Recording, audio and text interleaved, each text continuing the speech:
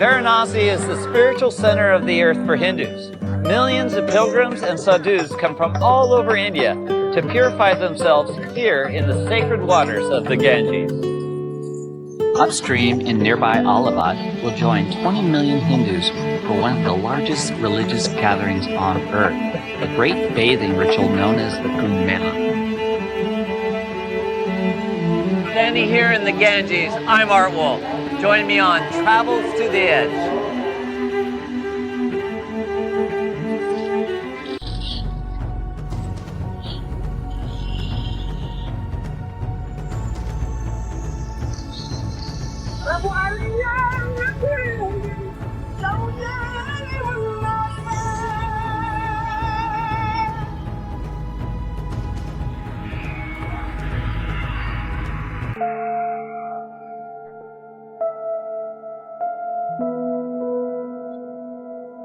Northern India is dominated by the Himalayas. Snowmelt from the high peaks flows into some of the most sacred rivers in Asia.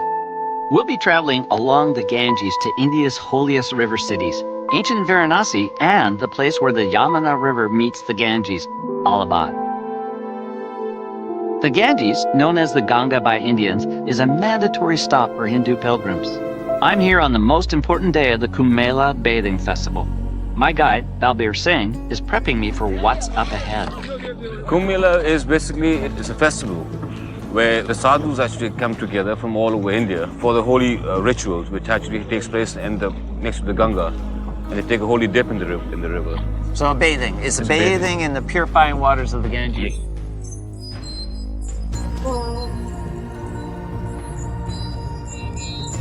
The sadhus are the holy men. Sadhus are the holy men from India. They're trying to reach the so-called light of achievement of the supreme power. They actually have shed away everything. They renounce everything that they own. Yeah. Many people have said this is the largest gathering of humans in one spot in the history of the world. It is. And this is all based on the stars, right? It's all based on the stars. The alignment of the planets tell you when and where. Precisely. Where we're heading off just now is called the Sangam. Sangam is the congregation of the two rivers, Yamuna and the Ganga. And that's supposed to be the most sacred place where the two rivers meet. And this is where all the sadhus, all the holy people, and all the pilgrims converge. Yes, precisely. Not thousands, but millions.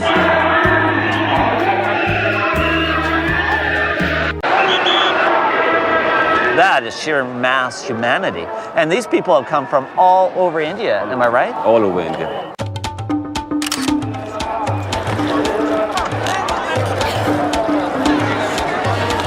This is sheer chaos. We're trying to get in a position where we have a clear view of the sadhus that will come down to take their bath, and yet we're looking at the hind end of hundreds of people that have gathered for the same thing. So we're going to try to negotiate through this sea of boats and pilgrims and get a shot. आगे वाला जो है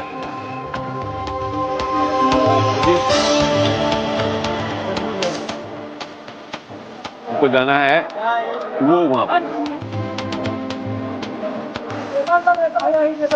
Are we going to be able to get over there, do you think? We're trying to. It's very shallow. Let's just walk.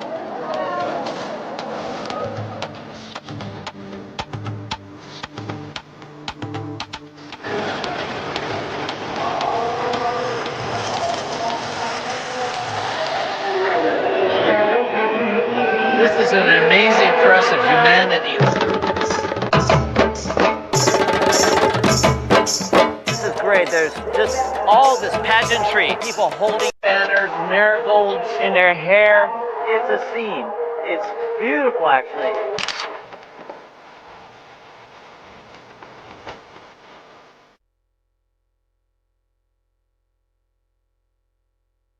There's some beautiful sadhus coming in with paintings on their foreheads.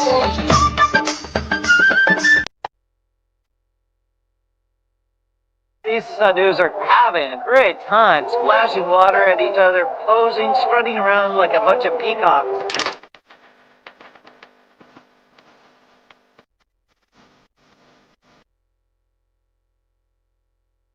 There's no place on earth that looks like this.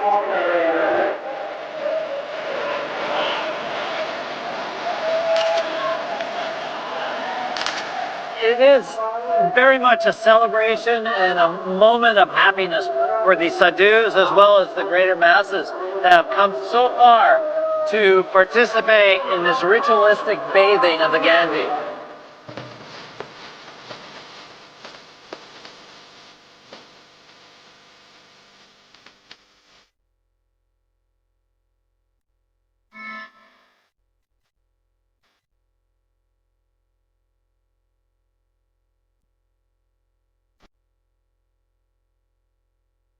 Even in the earliest moments of the day, the air is filled with a hazy blend of dust, smoke, and humanity.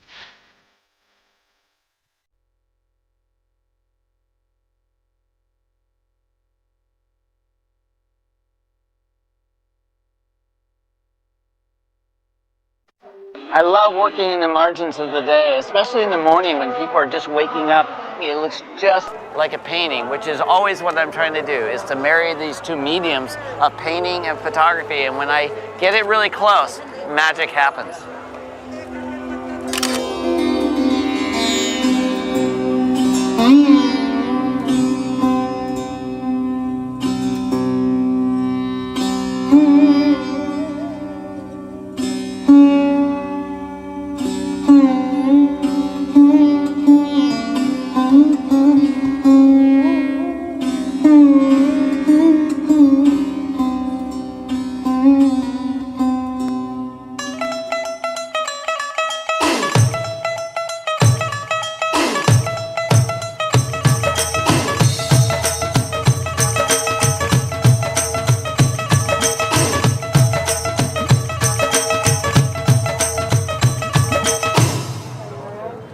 So this is Sadhu Central, and each one of these tents, there's a head sadhu and his followers, and there's a real hierarchy amongst these sadhus.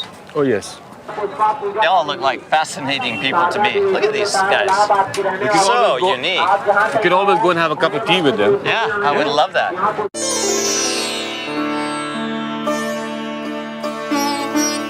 It's a great honor to be able to sit down in a sadhu's tent and share tea with them. These are very proud people, and they're very much revered throughout India for their stature, their willingness to sacrifice and live a very simple life. And it translates on these faces.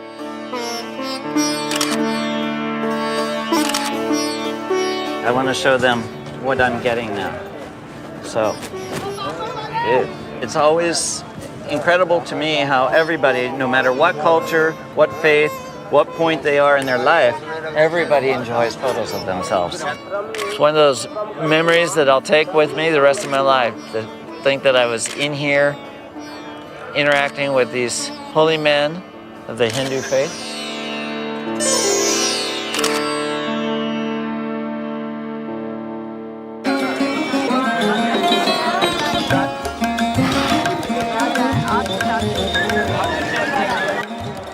Hello. Hello. Hi, how are you doing? Nice seeing you again. Okay. Gentle people. A sadhu on a motorbike. So creative, all these lights.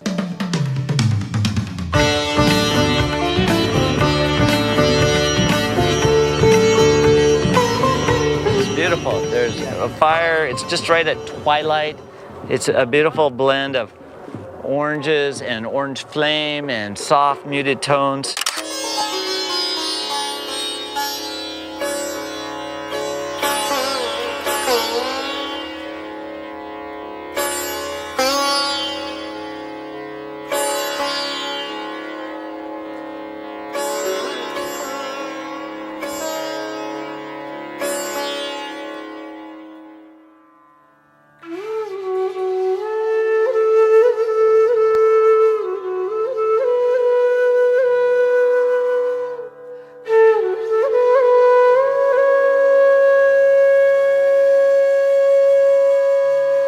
Downstream from Allahabad lies another of India's holy river cities, ancient Varanasi.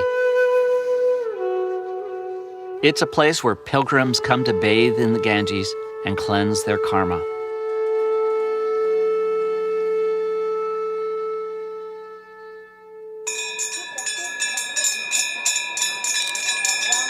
Each morning at dawn, gifts of light are offered to the gods in a ritual that has been performed for thousands of years.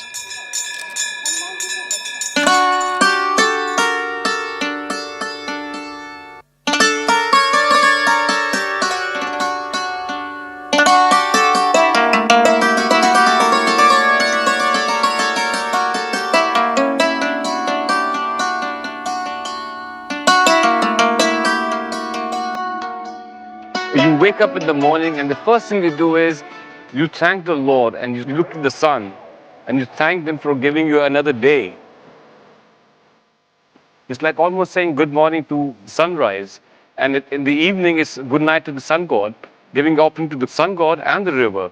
You're giving us the cycle.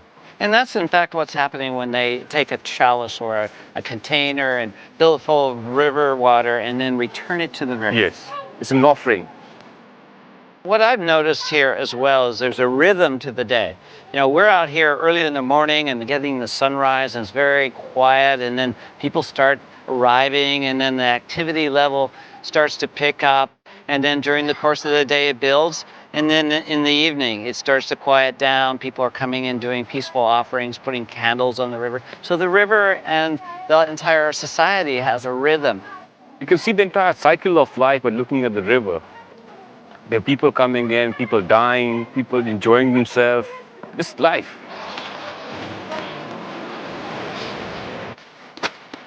But this is like a true example of an ancient civilization on the riverside, whether it's the Nile or whether it's the river Ganga. And this particular place is one of the oldest places in India. It's about 3,000 years old. And most of the building which was here, which you see, was built by the kings. And they made these fortresses so that they could live out here and die out here, next to the Ganga. Varanasi is the place where people come for the last rite. They prefer dying out here because being sacred. To be able to, your last rite to be done at the river Ganga, it's like almost like going back to your mother. And she is the mother of all.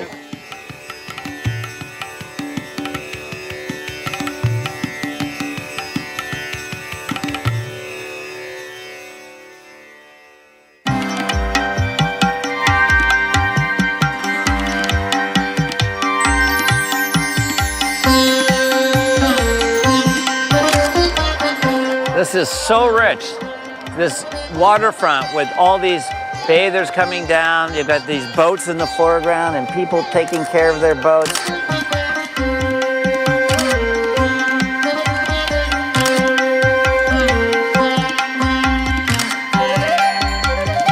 There's so much subject matter that just kind of blends into one big tapestry. And that's what I'm really trying to capture, is that timeless, ancient India.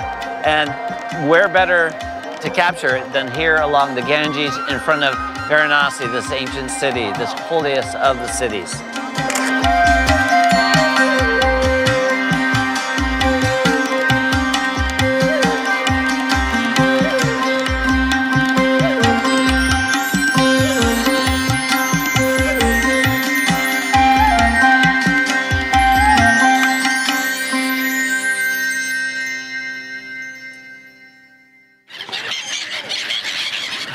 I just love the fact that all these gulls are just obliterating these boats full of pilgrims, and you just see bits and pieces through them. So it becomes a really abstract and beautiful shot, just one of many that I keep finding along this riverfront. It's just extraordinary. The Ganges epitomizes life, and here, everywhere you look, you see life.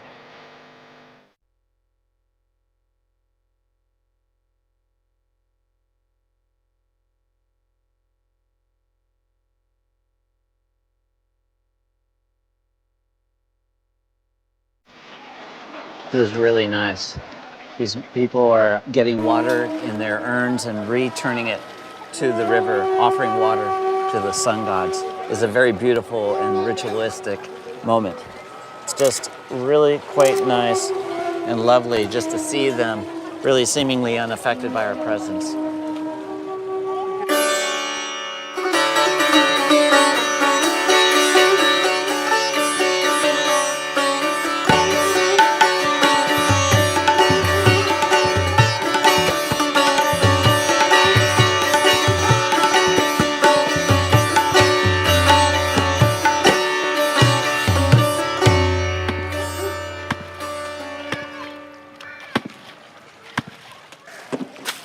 Right now I'm isolating this woman wearing this beautiful green dress with the fabric laying on the steps behind.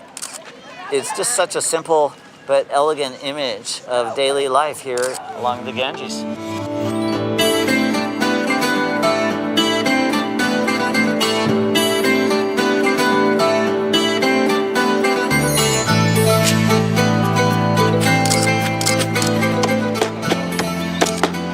What I think I really respond to is just this pattern that these men get into. And there's a rhythm. It's the rhythm of the river, I guess I'd say.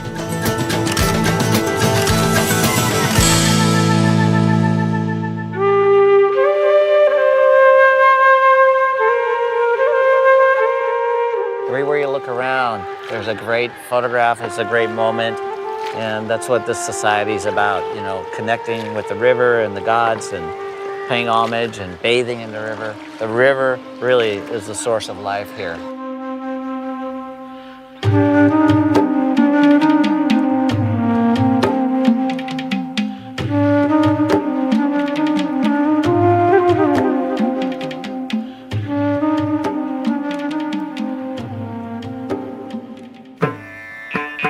At dusk, it's a tradition to set candle boats afloat on the dark waters of the Ganges, a gift of light to the goddess. I'm trying to get a shot with these candles, but more importantly, the reflection of the candles on this young lady's face set against these boats on the Ganges. It's just a beautiful scene.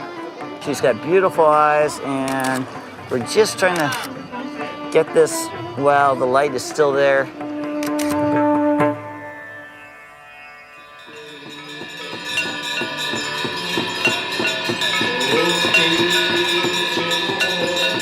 Each night, holy men perform the evening prayers.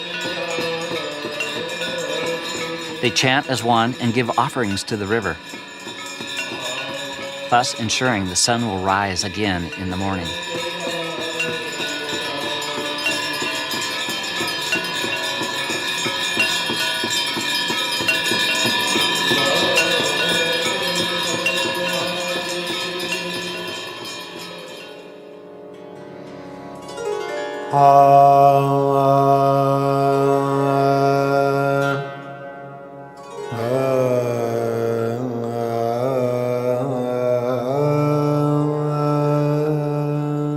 Sometimes the most beautiful moments are the most unexpected ones.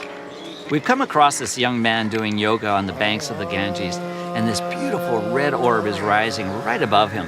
So I'm just trying to align the sun and his position in a very elegant way.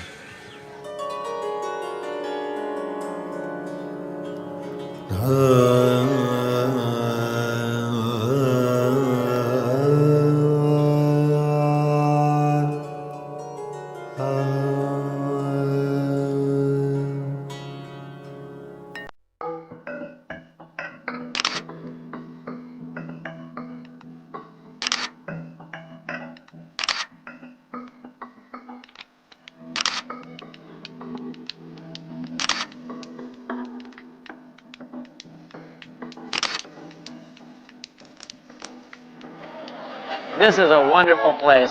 And often I just get lost in the movement, the sounds, and everything.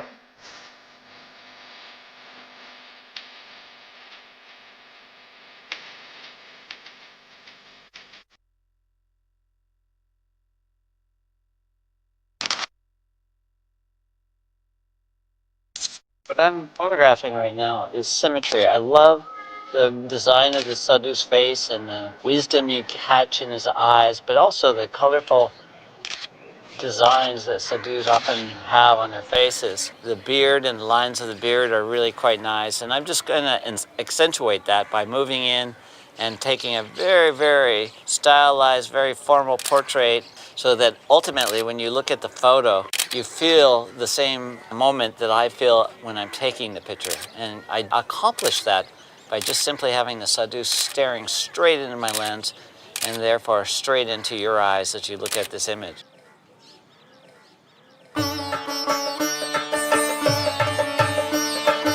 I'm often looking for these small vignettes that really establish a sense of place, and this says it in a very beautiful way. It's obviously very old. The color is worn, but that worn pastel palette really works well with the subject, and in very early morning light, it just complements the scene.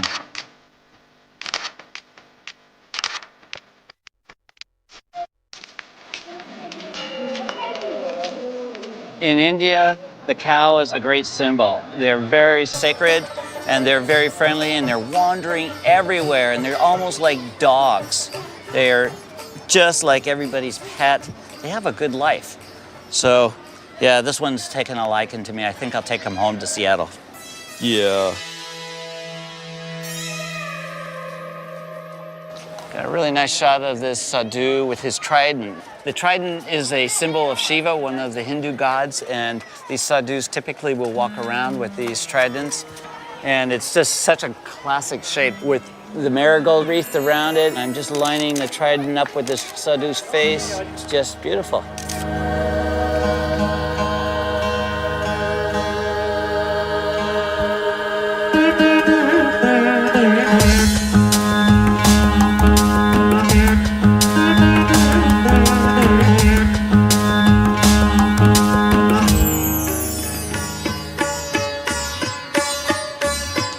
Great shot here of these two musicians right along the banks of the Ganges. The sun has set, and as the light level drops, there's going to be a beautiful balance between the reflection of the fire on the faces of these two musicians and the orange glow in the sky beyond. What I'm trying to do is illuminate them with the fire, but also balance it with the sky so that it becomes a really beautiful silhouette, but warm glow on their faces.